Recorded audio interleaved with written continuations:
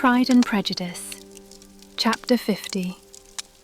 Mr. Bennet had very often wished, before this period of his life, that, instead of spending his whole income, he had laid by an annual sum for the better provision of his children and of his wife, if she survived him. He now wished it more than ever. Had he done his duty in that respect, Lydia need not have been indebted to her uncle for whatever of honour or credit could now be purchased for her. The satisfaction of prevailing on one of the most worthless young men in Great Britain to be her husband might then have rested in its proper place. He was seriously concerned that a cause of so little advantage to anyone should be forwarded at the sole expense of his brother-in-law, and he was determined, if possible, to find out the extent of his assistance and to discharge the obligation as soon as he could. When first Mr. Bennet had married, economy was held to be perfectly useless, for of course they were to have a son. This son was to join in cutting off the entail as soon as he should be of age, and the widow and younger children would by that means be provided for. 5 daughters successively entered the world, but yet the son was to come, and Mrs. Bennet, for many years after Lydia's birth, had been certain that he would. This event had at last been despaired of, but it was then too late to be saving. Mrs. Bennet had no turn for economy, and her husband's love of independence had alone prevented their exceeding their income. £5,000 was settled by marriage articles on Mrs. Bennet and the children, but in what proportions it should be divided amongst the latter depended on the will of the parents. This was one point, with regard to Lydia at least, which was now to be settled, and Mr. Bennet could have no hesitation in acceding to the proposal before him.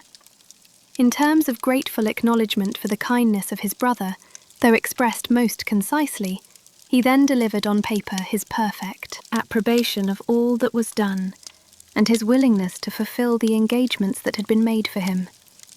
He had never before supposed that, could Wickham be prevailed on to marry his daughter, it would be done with so little inconvenience to himself as by the present arrangement. He would scarcely be £10 a year the loser, by the 100 that was to be paid them, for, what with her board and pocket allowance, and the continual presents in money which passed to her through her mother's hands, Lydia's expenses had been very little within that sum.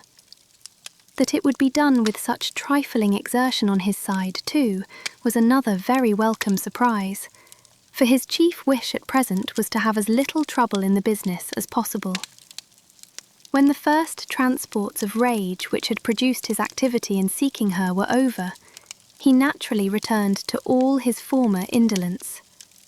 His letter was soon dispatched, for though dilatory in undertaking business, he was quick in its execution.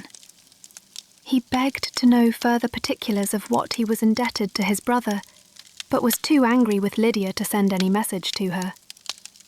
The good news quickly spread through the house, and with proportionate speed through the neighbourhood. It was borne in the latter with decent philosophy. To be sure, it would have been more for the advantage of conversation had Miss Lydia Bennet come upon the town, or, as the happiest alternative, been secluded from the world in some distant farmhouse. But there was much to be talked of in marrying her, and the good-natured wishes for her well-doing, which had proceeded before from all the spiteful old ladies in Meryton, lost but little of their spirit in this change of circumstances, because, with such a husband, her misery was considered certain. It was a fortnight since Mrs. Bennet had been downstairs, but on this happy day she again took her seat at the head of her table, and in spirits oppressively high. No sentiment of shame gave a damp to her triumph.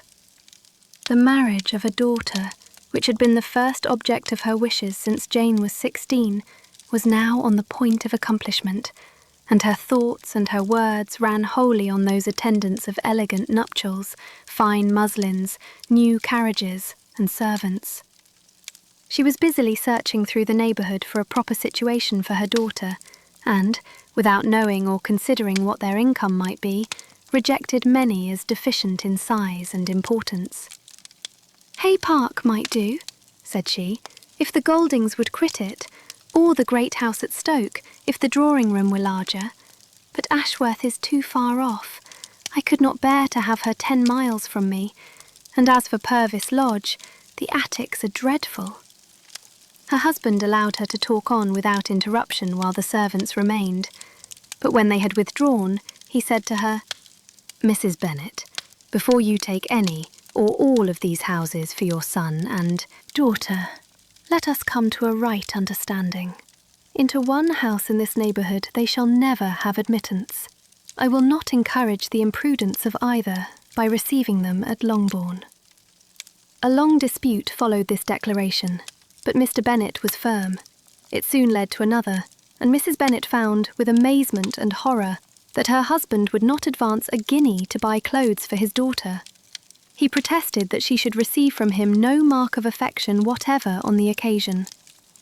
Mrs. Bennet could hardly comprehend it, that his anger could be carried to such a point of inconceivable resentment as to refuse his daughter a privilege without which her marriage would scarcely seem valid, exceeded all that she could believe possible.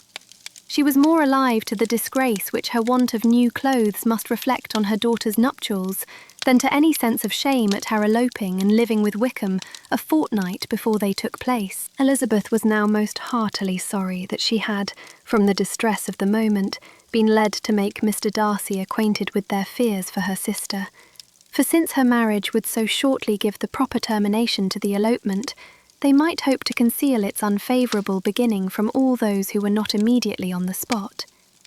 She had no fear of its spreading farther, through his means. There were few people on whose secrecy she would have more confidently depended, but at the same time there was no one whose knowledge of a sister's frailty would have mortified her so much. Not, however, from any fear of disadvantage from it individually to herself, for at any rate there seemed a gulf impassable between them. Had Lydia's marriage been concluded on the most honourable terms, it was not to be supposed that Mr. Darcy would connect himself with a family where to every other objection would now be added an alliance and relationship of the nearest kind with the man whom he so justly scorned. From such a connection she could not wonder that he should shrink. The wish of procuring her regard, which she had assured herself of his feeling in Derbyshire, could not, in rational expectation, survive such a blow as this.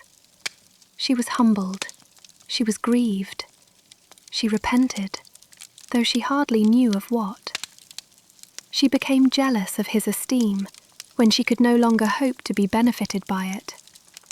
She wanted to hear of him when there seemed the least chance of gaining intelligence. She was convinced that she could have been happy with him when it was no longer likely they should meet. What a triumph for him, as she often thought, could he know that the proposals which she had proudly spurned only 4 months ago would now have been gladly and gratefully received. He was as generous, she doubted not, as the most generous of his sex. But while he was mortal, there must be a triumph. She began now to comprehend that he was exactly the man who, disposition and talents, would most suit her. His understanding and temper, though unlike her own, would have answered all her wishes. It was an union that must have been to the advantage of both. By her ease and liveliness, his mind might have been softened, his manners improved, and from his judgment, information, and knowledge of the world, she must have received benefit of greater importance. But no such happy marriage could now teach the admiring multitude what connubial felicity really was. An union of a different tendency, and precluding the possibility of the other, was soon to be formed in their family. How Wickham and Lydia were to be supported in tolerable independence she could not imagine, but how little of permanent happiness could belong to a couple who were only brought together because their passions were stronger than their virtue, she could easily conjecture.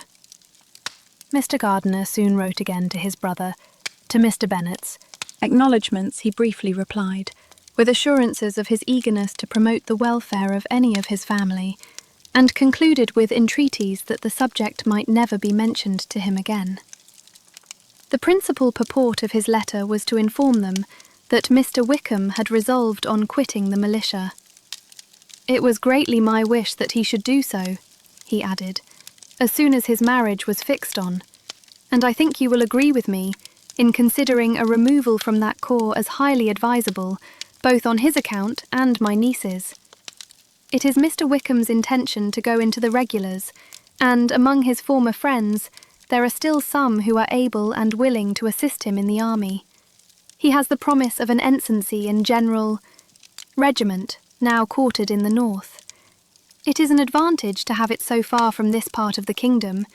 He promises fairly, and I hope among different people, where they may each have a character to preserve, they will both be more prudent. I have written to Colonel Forster to inform him of our present arrangements and to request that he will satisfy the various creditors of Mr. Wickham in and near Brighton with assurances of speedy payment, for which I have pledged myself. And will you give yourself the trouble of carrying similar assurances to his creditors in Meryton, of whom I shall subjoin a list, according to his information. He has given in all his debts. I hope at least he has not deceived us. Haggerston has our directions, and all will be completed in a week. They will then join his regiment, unless they are first invited to Longbourn, and I understand from Mrs. Gardiner that my niece is very desirous of seeing you all before she leaves the south. She is well, and begs to be dutifully remembered to you and her mother. Yours, etc. E. Gardiner. Mr. Bennet and his daughters saw all the advantages of Wickham's removal from the portiershire as clearly as Mr. Gardiner could do. But Mrs. Bennet was not so well pleased with it. Lydia's being settled in the north, just when she had expected most pleasure and pride in her company, for she had by no means given up her plan of their residing in Hertfordshire, was a severe disappointment. And besides, it was such a pity that Lydia should be taken from a regiment where she was acquainted with everybody, and had so many favourites. "She is so fond of Mrs. Forster," said she. "It will be quite shocking to send her away, and there are several of the young men too that she likes very much. The officers may not be so pleasant in General Regiment." His daughter's request, for such it might be considered, of being admitted into her family again before she set off for the north, received at first an absolute negative. But Jane and Elizabeth, who agreed in wishing, for the sake of their sister's feelings and consequence, that she should be noticed on her marriage by her parents, urged him so earnestly, yet so rationally and so mildly, to receive her and her husband at Longbourn as soon as they were married, that he was prevailed on to think as they thought and act as they wished. And their mother had the satisfaction of knowing that she should be able to show her married daughter in the neighbourhood before she was banished to the north. When Mr. Bennet wrote again to his brother, therefore, he sent his permission for them to come, and it was settled that, as soon as the ceremony was over, they should proceed to Longbourn. Elizabeth was surprised, however, that Wickham should consent to such a scheme, and, had she consulted only her own inclination, any meeting with him would have been the last object of her wishes. Hi, Kate here. What was your favourite part from this chapter? Leave us a comment below. If you liked this video, feel free to like and subscribe to my channel.